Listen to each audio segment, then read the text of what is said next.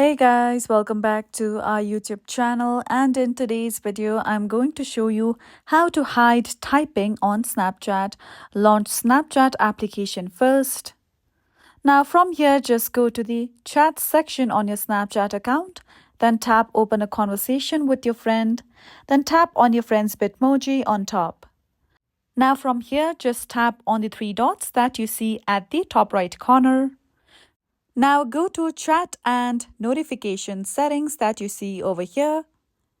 Here we go.